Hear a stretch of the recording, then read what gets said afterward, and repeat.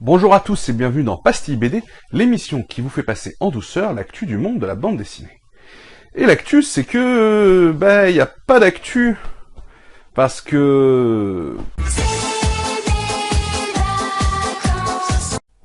Et oui, nous sommes entrés dans ce tunnel estival que les éditeurs de BD estiment impropre à toute vente en librairie. De début juillet à mi-août, il n'y a donc plus aucune publication à commenter en dehors de quelques comics. C'est donc aussi le bon moment pour regarder ce qui a été publié sur ces 6 premiers mois de 2016. Que faut-il retenir? Que devez-vous avoir lu? Réponse en 12 titres et 6 catégories qui vont apparaître devant vous. En franco-belge d'abord, les one-shots, les nouvelles séries, les séries existantes, les séries jeunesse, et côté international, les comics, les mangas. Un thème vous branche plus qu'un autre? Cliquez dessus pour accéder directement à la partie de la vidéo concernée. Ou autrement, suivez le guide et au passage, prenez le risque de faire quelques découvertes.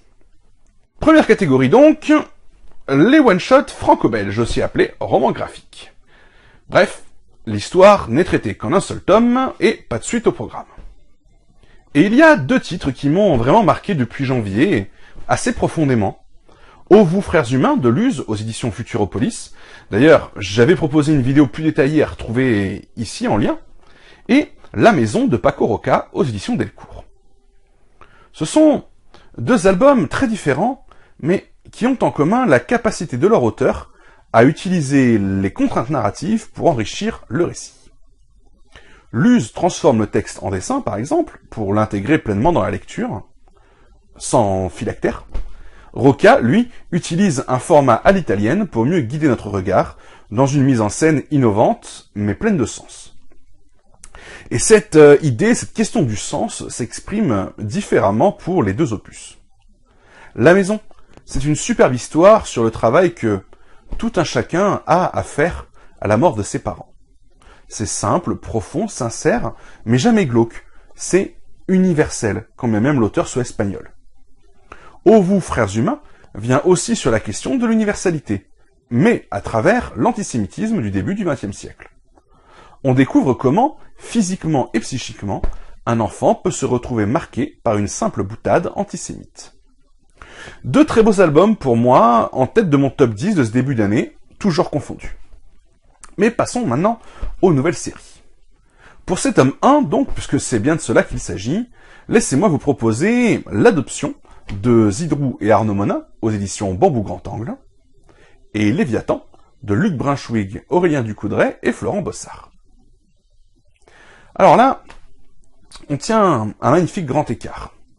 D'un côté, l'adoption, un récit familial, tout en sensibilité, tout en intimité. De l'autre, Léviathan, un scénario catastrophe de science-fiction. Et pourtant, il y a bien un lien. L'humain. Ce goût des 3 scénaristes impliqués pour ce qui est vrai, pour ce qui est juste dans l'expression des sentiments. Léviathan nous brosse une belle galerie de portraits de différents personnages que nous pourrions être si nous étions confrontés à une telle catastrophe incompréhensible comme dans un film made in Hollywood. Avec courage, avec lâcheté, parfois regret ou colère. La justesse, c'est vraiment le maître mot de ce récit. Et l'adoption, elle, montre via un dessin absolument superbe un père qui n'a pas été à la hauteur et qui va devenir un grand-père qui se respecte lui-même. Le dépassement de soi, en somme, dans chacun de ces 2 titres. Mais, voyons donc maintenant ce qu'on trouve de bon dans les tomes 2, 3, 4, que sais-je encore, dans les séries qui n'en sont pas à leur coup d'essai. Bon, je vais pas vous mentir, ce sont 2 tomes 2 que je vais vous présenter.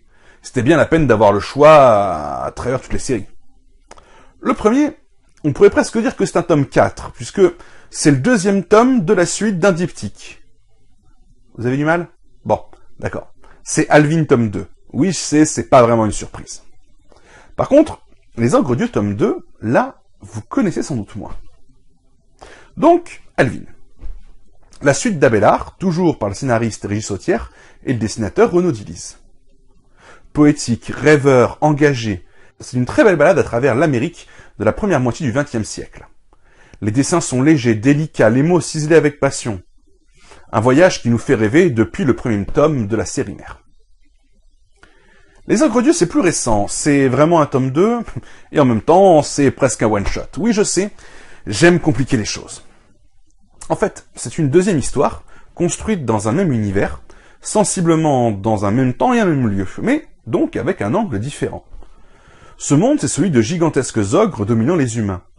Et ce nouvel opus met la lumière sur le plus puissant de ces derniers, le premier serviteur des Ogres Dieux, le personnage du chambellan. Yori, de son prénom pour le dernier. Fantaisie et politique au menu, une association peu habituelle, en dehors d'un certain Game of Thrones.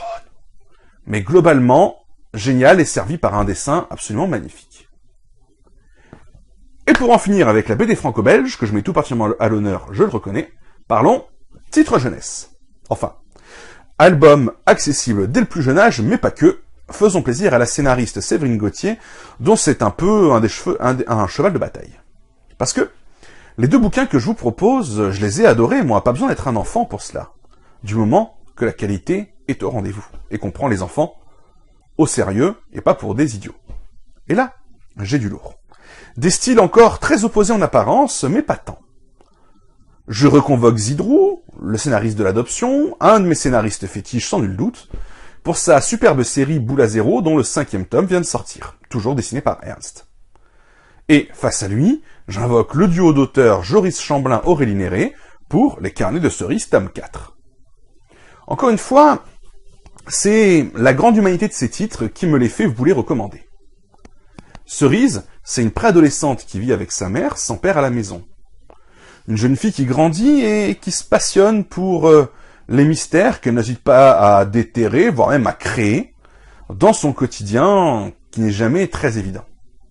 Sensible, mais jamais triste, l'émotion est là, mais elle est belle et elle nous tient chaud.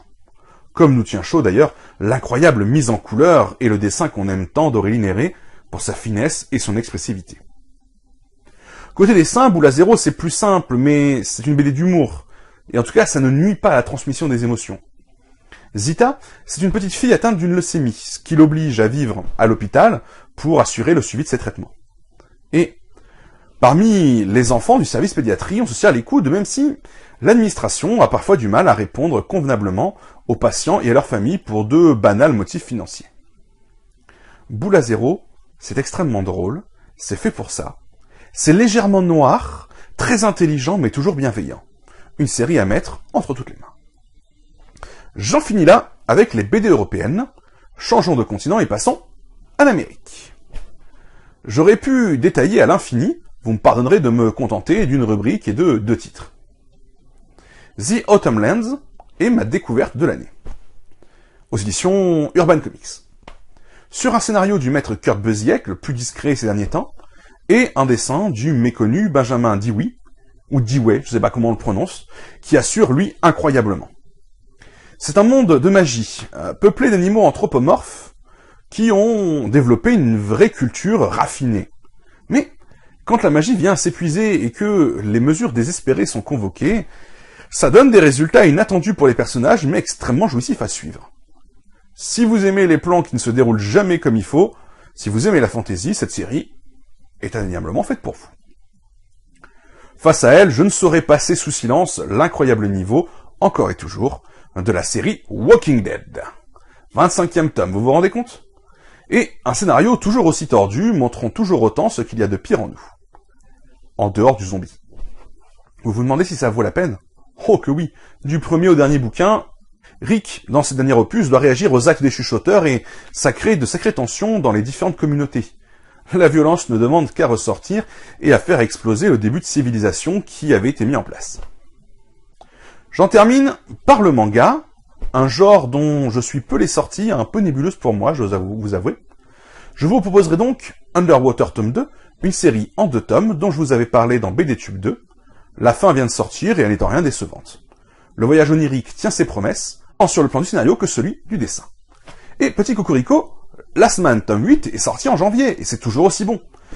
Moins racoleur, en mode fan du Club Dorothée, vient donc prendre un grand kiff. Mais plus surprenant et limite un peu amer. Mais toujours déjanté. Sur l'histoire comme sur le dessin, une série qui vous donne la patate et vous donne envie de les distribuer. La prochaine distribution de pralines, c'est en octobre. Mais ça, ce sera le sujet d'une prochaine vidéo à la fin de l'été. Je vous souhaite de bonnes vacances, un bon été en compagnie de toutes ces excellentes lectures.